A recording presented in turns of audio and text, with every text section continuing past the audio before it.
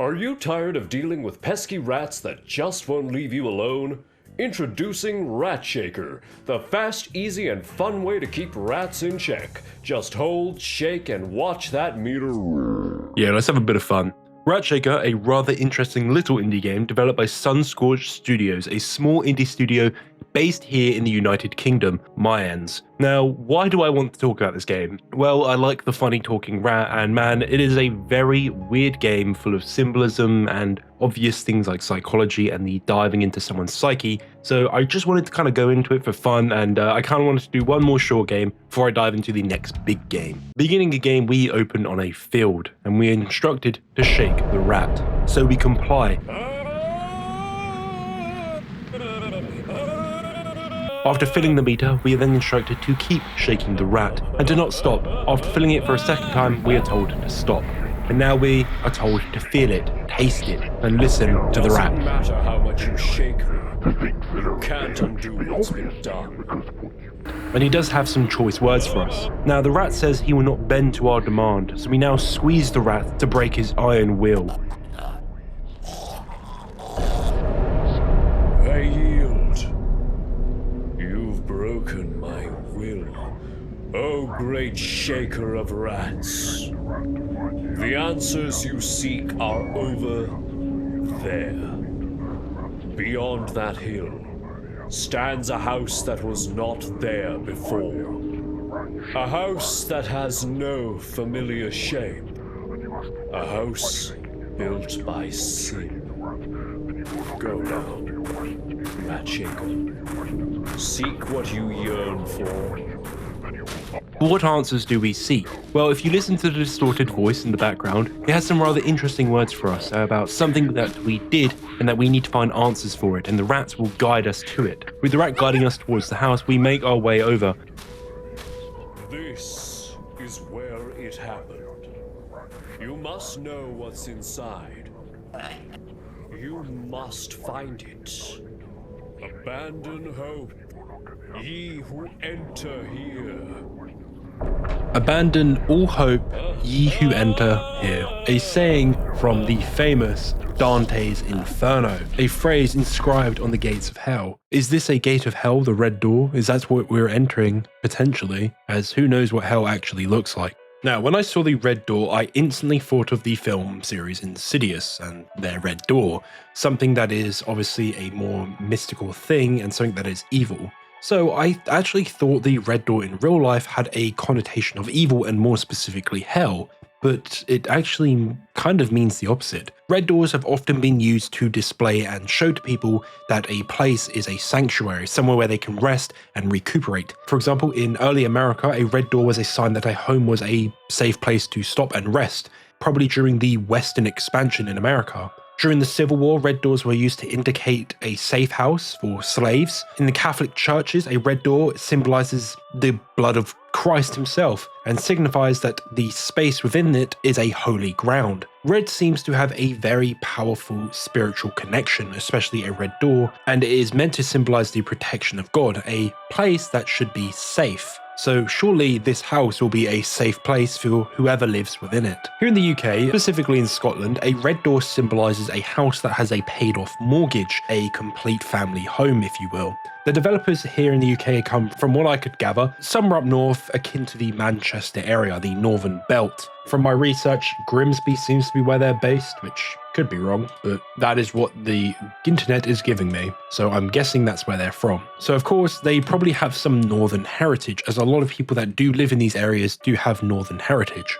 So it could be a little symbolic sort of thing that they wanted to display, that this is meant to be a family home, a safe place for this family to live, and nothing evil should be inside. It is a holy place, something safe from everything, a sanctuary, if you will. And now entering the house, we now get some answers to what our question could possibly be. But before that, what if we don't stop choking the rat? Well, the voice has some more words for us.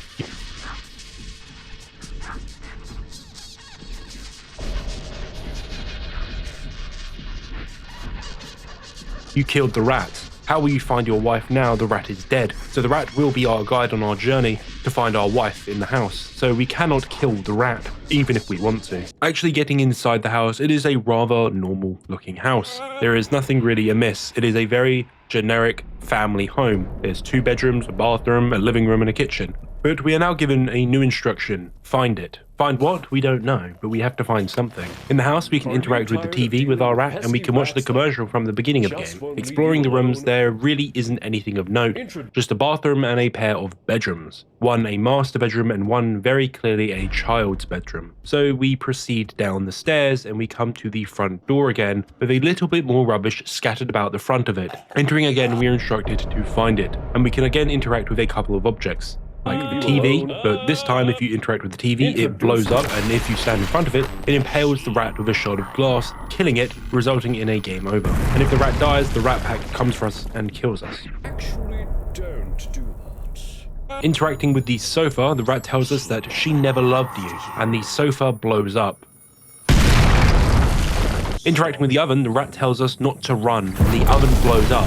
I'm seeing a bit of a theme here. From the creepy voice in the beginning and the wisdom of the rat, it is clear that the shaker of rats here is trying to escape something that he did, and the voice in the beginning said something about that, exactly. Something to do with our wife. We are searching answers for something about our wife. The rat also told us that the answers we seek lie within the house, so this house is related to the answer that we personally seek. Entering the bathroom now, but the mirror is shattered and the toilet has blood in it, and somewhere else we can hear a baby crying, and interacting with a sink or bathtub, they now fill with blood. The presence of blood in what seems to be a hallucination type state tells me a rather interesting point. Our protagonist feels extreme guilt for something that he did. Very commonly used, the sight of blood and the inability to escape it is often used to show guilt within a character.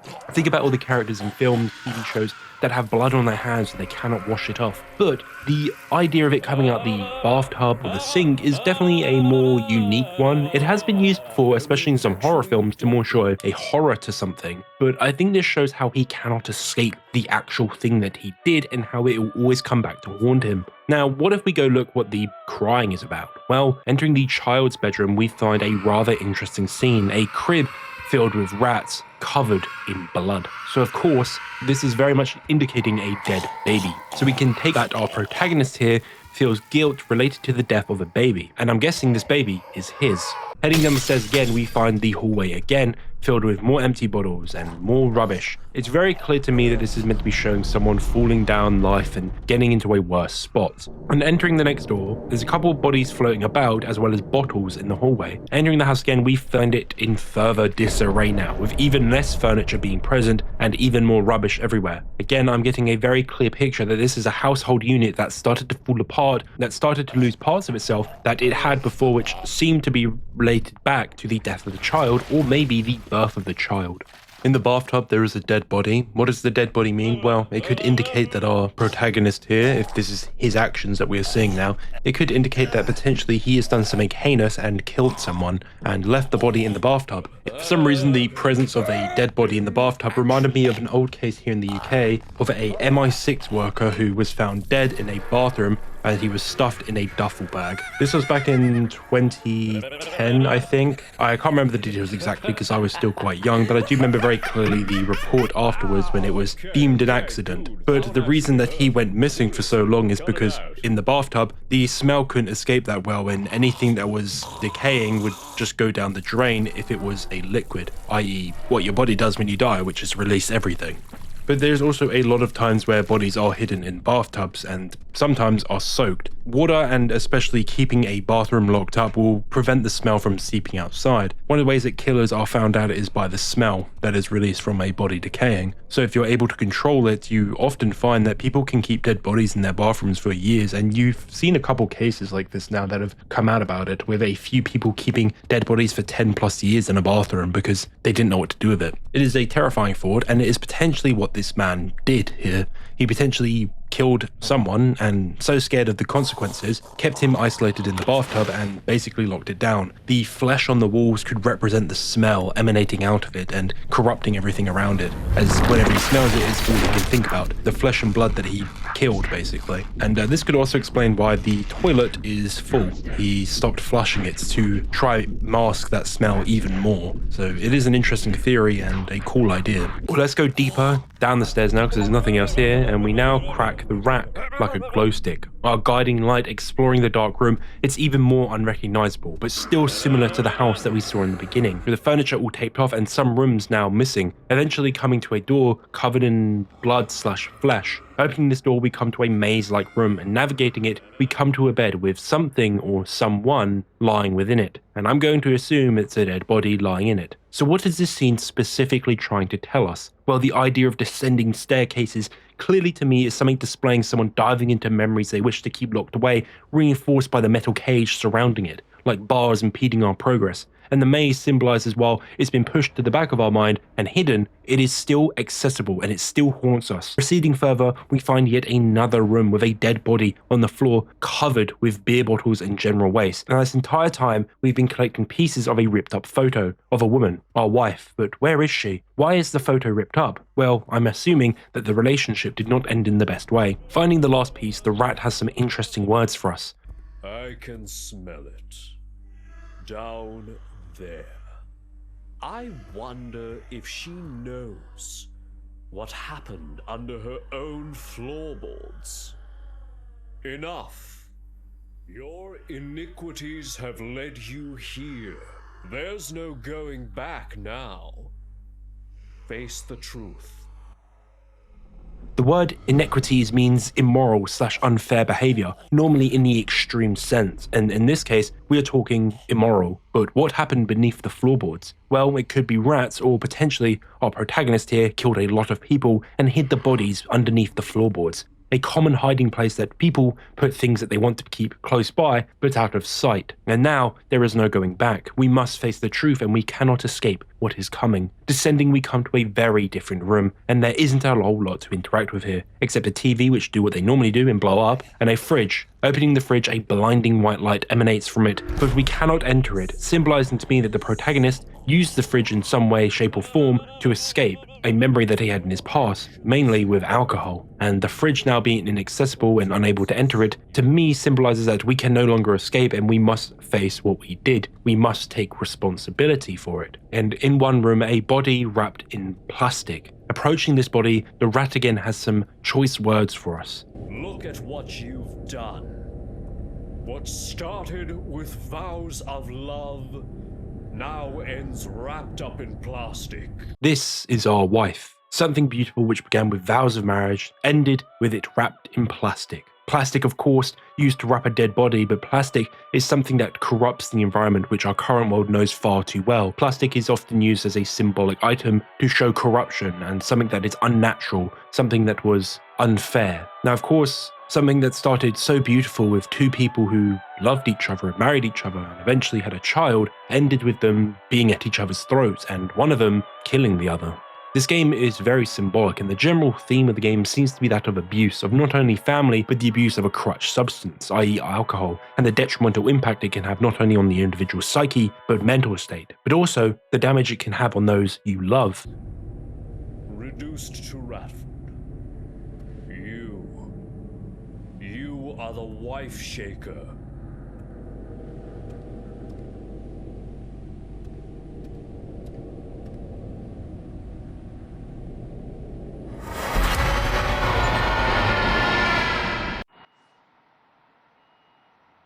And now the game starts to fade to red and blue lights flashing, obviously indicating that the police have found us and have come to arrest us for the misdeeds that we have done. So let's talk about some theories. What is this game's actual story? Well, yes, this game is very much meant to be a more symbolic sort of thing that probably is not meant to be taken this seriously because it's called fucking Ratshaker, but it very much is someone's own mental decline and what they did to their family. The first question I had is, how did the child actually die? Some people think that it was eaten by rats. Well, yes, it could be. I don't think it is. I think the child was killed by the father. I think the father, for some reason, got sick of the child and decided that he had enough and he killed it. It is something that you occasionally see in the news sometimes. New parents who have a child who they don't know how to handle it, and unfortunately children do like crying, and they decide to do an extreme measure to keep them quiet, killing them, silencing them forever so they don't have to deal with it anymore. And I think this could have entirely been the thing. And why would this happen? Well, like something like bad parenting, alcohol was in the picture, and alcohol often makes people the worst of themselves. The rat is very much meant to be our inner voice. It is meant to be something that sort of centers us and is meant to try bring us back, and it does bring the character back to his center and makes him accept what he did and realize what he has done. But why does the rat talk in a sexual manner sometimes? Well, the phrase shaking the rat or choking the rat or squeezing the rat is a sexual term. I don't know if it's a term everywhere, but in the UK you do occasionally hear these phrases used. Animal plus action means jerking off. And Ratshaker was one I hadn't really heard before, but I have heard it once or twice. And I think that obviously relates back to where the game originates from, the UK. So obviously they used this metaphor to make something more symbolic. Now, of course, there's also an alternate ending where if you go to, where instead of going inside the house at the start of the game, you go to the barn in the background, you'll find a sign which, when it turns around, it falls down upon you, killing you. Of course, I think this is meant to indicate that the protagonist killed himself due to what he did, and he doesn't even want to face the memories of what he did.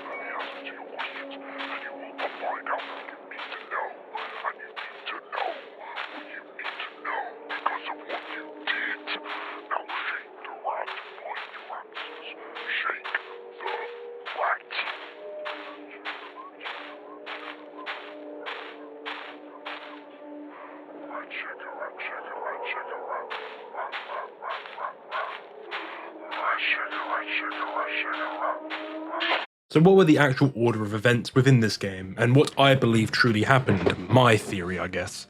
Well, it starts with two people, our protagonist and his wife. They fell in love and they were married. Wanting to create a new life for themselves and start a family, they moved out into a new home. It all started as sunshine and rainbows, but somehow they lost their child, either through a more natural method like miscarriage, or a more physical method, with the husband potentially killing the child. The loss of the child weighed heavily on the man, potentially losing his job, explaining the many newspapers scattered around the house, as by using context clues and the objects in the house like the old CRT TV and the radio, we can guess that this probably took place in the early 80s or 70s-ish time, where newspapers were more often used to find work. And without him having a job to run away to, he turned to alcohol to fill the void in his life. However, the pair never truly recovered from what happened, and after what was most likely many arguments, the man lost it and murdered his wife, and potentially murdered the wife straight after killing the child. And like how when a man shakes their rat, he shook his wife. He most likely strangled her in the bed, reflecting what we saw in the bed. We know it was a physical fight because the man had a very slight scratches on his arms, indicating that the woman fought back. The man, filled with so much disgust with his own actions, he placed his wife's body in plastic and probably moved her around the house to hide her, from the bed to the bathtub to the floorboards, wherever he could find a good place to put her. But eventually the police found out what happened, either discovering the body due to the smell, or, well, I think, he gave himself up. He was filled with so much guilt and unable to escape to what he used before, with alcohol, he could no longer take it, and he either went to the police or, with the barn ending, killed himself. A dark ending for something that started with so much love and light, but it's weirdly real. Life's like that sometimes. Mainly not this extreme, but often things that are filled with so much love and light often end not in the most fun ways. Honestly, a fun little game with a lot to say. I would recommend it. Please leave whatever your theories are down below, because I'm very intrigued to see what you guys think about this game, as it is a fun little one. Anyway, that's enough waffling from me. The next video will be Fear and Hunger 2. That'll probably take me a while to make, so please be patient with me.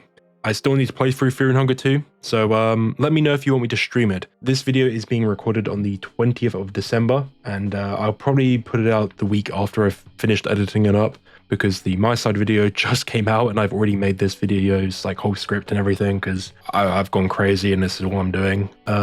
Yeah, let me know if you would like to see me stream games while I'm playing them, because I do want to play games, and I do enjoy playing games. And of course, Fear and Hunger 2 will definitely be a longer game, so I think streaming wise it'll be a fun game to play through. So let me know if you guys would be down for that, and of course I'd have to figure out a time to do that. But again, I want to say thank you all for making 2024 a pretty good year for me. It started out pretty shit, but ended really good, genuinely. So I just want to thank everyone that's given me support over the last 6 months, and I will probably be going with this for the foreseeable future. So if you're down for the ride, join and we'll have some fun for a bit, won't we? So yeah, I probably won't be making a video before the holidays. So Merry Christmas, Happy Holidays, Happy Hanukkah, whatever anyone celebrates. I hope you have a fun time. And of course, hope everyone has a good new year. And let's make 2025 a good one, shall we? That's enough from me. See you around, Crocodile.